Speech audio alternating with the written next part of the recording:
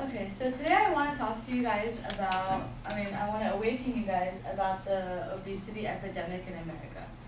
And I also want to talk about why it's growing, the causes of it, and who do we blame.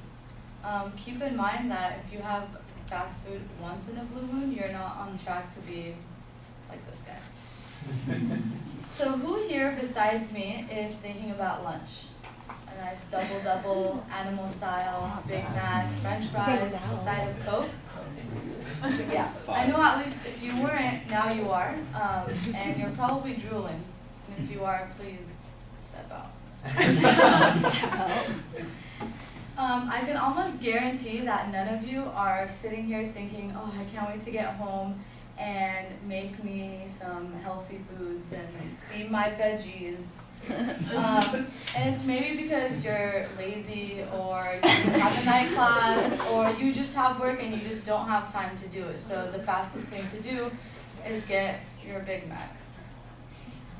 Nowadays, fast food has become a cheap yet popular way for people who are busy to cook. But cheap prices, the cheap price is nothing compared to the price Americans pay for being obese.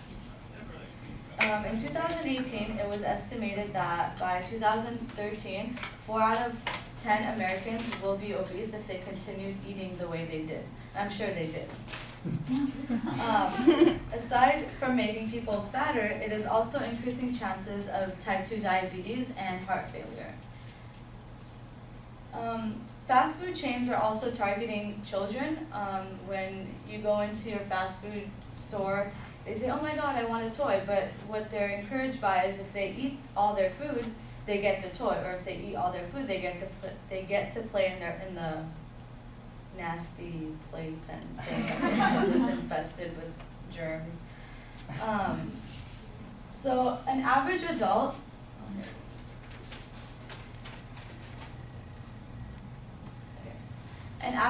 is recommended to intake 1,500 to 1,800 calories a day.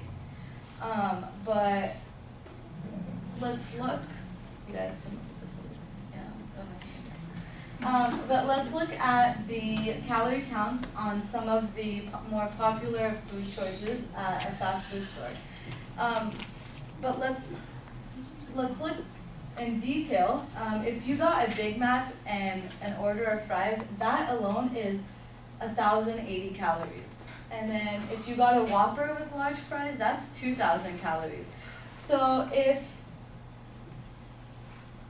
you were to get one of these items for lunch, you best have not had breakfast, and you cannot have a snack, and maybe a carrot for dinner.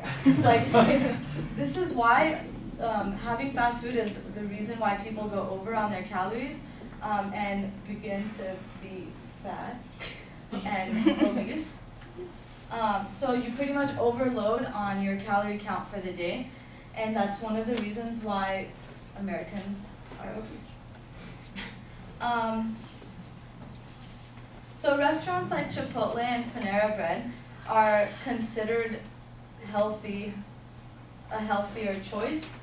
But with the economy we're living now, that we are in now, and people being on budgets and whatnot, it's not really feasible for a family of 4 or 5 to go to Panera Bread or Chipotle 4 times a night, when clearly they go to McDonald's 4 times a night, but they can afford that. With $20, you can feed a whole army off the dollar menu. But at Chipotle or Panera Bread, they're gonna have to spend about $8 to $10 a person to get like for a legit meal, $6, whatever Chipotle costs. I just spit. With the fast pace we live in now, the most common term that we hear is, I don't have time. Let's take a single working mom for example, of 4 for example. She works 9 to 3, but before she does that, she has to take 4 of her kids to school, then get to her job, work double work to be able to leave work at 3 o'clock and pick up her kids. Picking up her kids, taking them to practice would be piano, soccer, whatever. Let's say they're on different sides of the town. By the time she picks them up, it's 5 o'clock. And by that time, everyone's exhausted and everyone is starving. So McDonald's drive-thru looks pretty appealing at that point when she doesn't even want to go home and cook. So she does this at least 4 times a week because she just doesn't want to cook. So this single mom that I don't have a picture of, just use your imagination. She's a prime example of Americans living their days off of fast food.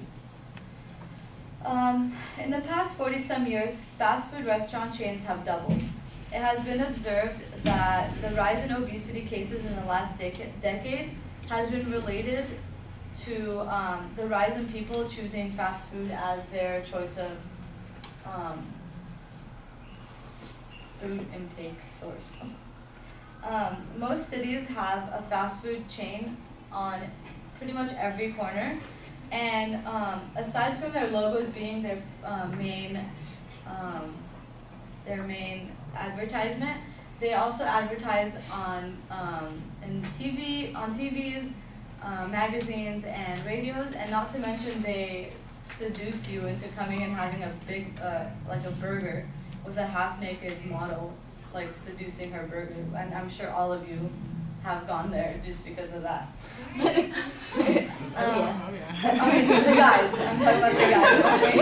Not the girls. I mean, if you do, that's fine.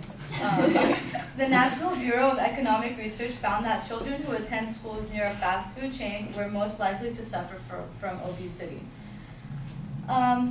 So who do we blame? Americans are blaming corporates for their obesity, and they kind of have a point. Fast food chains should reconsider prices.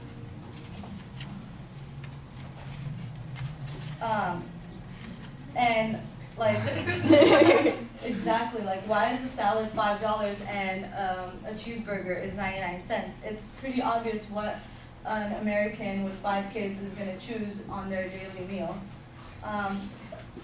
But on the flip side, if a double cheeseburger wasn't processed and it was actually 100% meat being served to us, would it still cost 99 cents?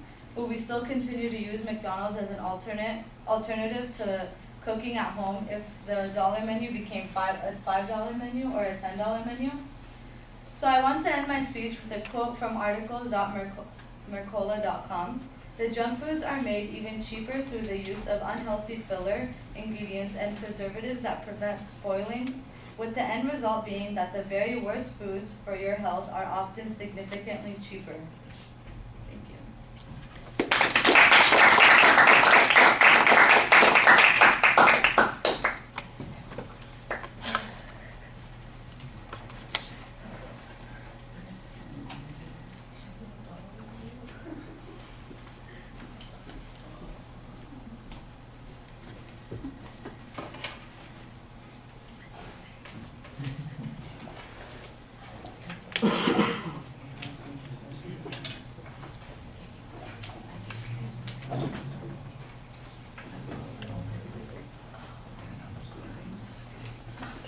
Yeah, I think so. I was like drooling up there. All right, Sierra, why don't you let us know what you thought? I liked her attention. I remember how she asked us if I was hungry because it made me really hungry. And she was talking about like food, like who wanted a Big Mac. And the thing that I liked her humor, like that she contributed to the speech. Like it really grabbed my attention because you weren't not like having any humor. But the only thing that she could change was the image. It was up too long, like the first visual aid. After she was talking, like she kept it up, so I was like paying more attention to it. And the second one, after she explained it, she could have like taken it down. And I liked her eye contact. And she could have like, pretty sure everyone says but like she would like say it every time she starts the sentence. And I liked how she ended it with a quote because it wraps up like her whole point of her speech. Overall, it's good. Okay, well, I'm going to disagree with you on a couple of things. I'm going to start with the first and the last thing that you mentioned. The first thing that you mentioned is you liked her attention device. I would have liked that attention device too if it had been used as the attention device. The problem is that it comes after the purpose statement and after the preview. So in other words, you start off with, today I'm going to do X, Y, and Z, and I'm going to do that by examining this. Now, how many of you are thinking of food, right now? You got them backwards. It should be the other way around. How many of you are thinking about lunch already, and what's going on? Because the purpose of the attention device is to get the audience's attention so that they're paying attention to you when you identify the purpose statement. You start with the purpose statement. That's backwards. The quote at the end that she talks about, it's a whole separate point that comes up at the very last minute. It's not connected to anything else. It should have been in the middle of one of those sections that you had at the beginning of the speech, not something that you'd use as an exit. So, like I said, I think I disagree with you on a couple of those things. Well, I thought of something else to disagree with you on. I didn't think her eye contact was all that good. We'll have to watch back and see. The ums did not bother me at all. But I did think that you were reading a little bit more than you want to at this particular point, especially since some of the presentation that you're giving us is humorous based, and you're trying to get us to relate to things in a particular way.